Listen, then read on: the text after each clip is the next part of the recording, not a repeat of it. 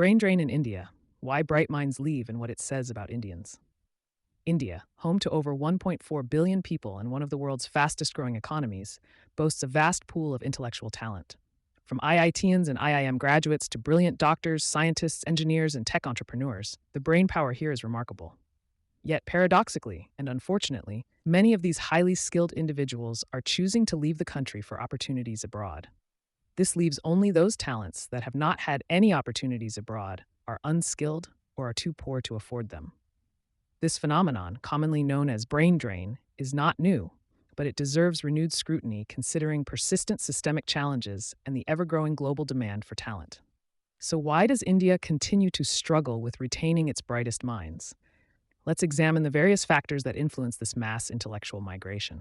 1. The financial magnetism, higher salaries, and other benefits of foreign shores. One of the most obvious and recurring reasons is simple economics. Money talks. Higher salaries and better financial incentives abroad cannot be ignored.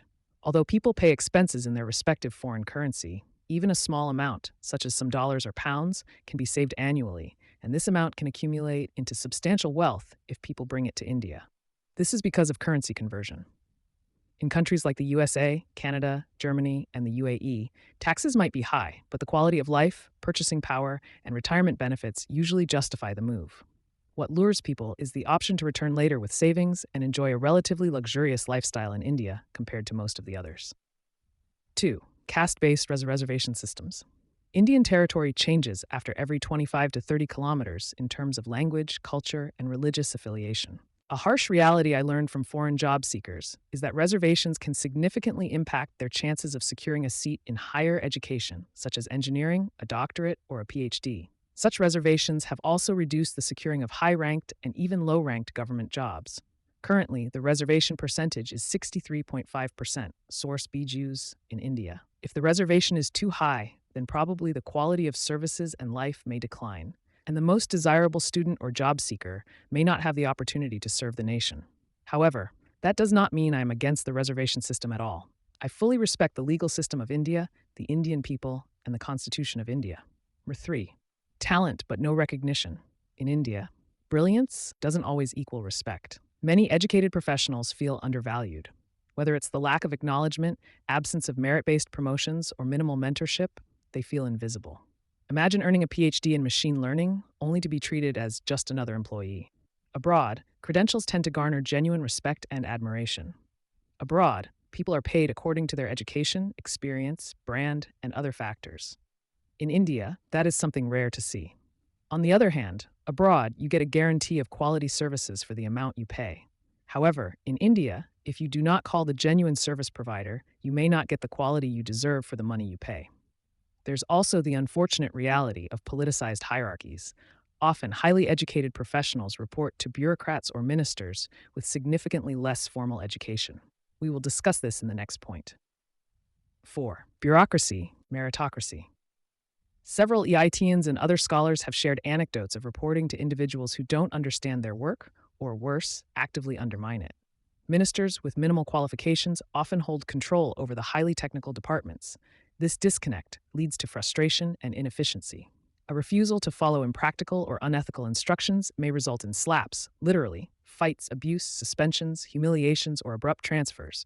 Yes, such stories are more common than we'd like to admit. This fuels cynicism, pushes innovation underground, and drives people to environments where merit matters more than politics.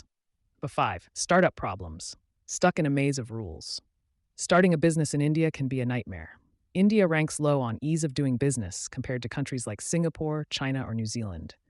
Entrepreneurs face hurdles including rigid compliance rules, bribery, slow legal systems, and endless paperwork. Since there is a brain drain in India and a lack of availability of professional training centers, entrepreneurs also face a shortage of skilled labor. A study shows there are only about 5 to 7% skilled laborers in India compared to China, the UK, Germany, South Korea, and other European and Asian countries. Even successful startups often attract unwanted attention from authorities or opportunistic politicians seeking a cut or partnership without any investment. For a passionate entrepreneur, Silicon Valley or Berlin can feel like a dreamland of freedom and resources. 6. Corruption, the giant problem of India's growth story.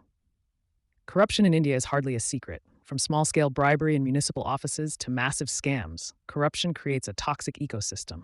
Even an office boy asks for a bribe to confirm an appointment with officials. Educated professionals desire and deserve environments that reward honesty, skill, and innovation, not connections and manipulation. While minimum corruption sounds like sarcasm to many, it's the daily reality for millions navigating public systems. A significant portion of your wealth is wasted on such an unwanted system.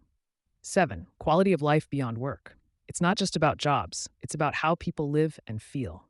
Concerns about healthcare, air quality, traffic, housing, public safety, transportation, road conditions, internet services, public safety and security, implementation of law and guarantee of justice, and governance affect many Indian cities. Globally, countries offering peace of mind, work-life balance, and personal freedom look infinitely more attractive. Religious tensions, gender inequality, and caste-based discrimination also make many seek safer, more inclusive societies. Religious tensions are prevalent, but prompt and preventive actions taken to address them are crucial. It is essential to stop it, but even more critical is to prevent it from happening in the first place. Exactly. It is lacking in the country currently. 8.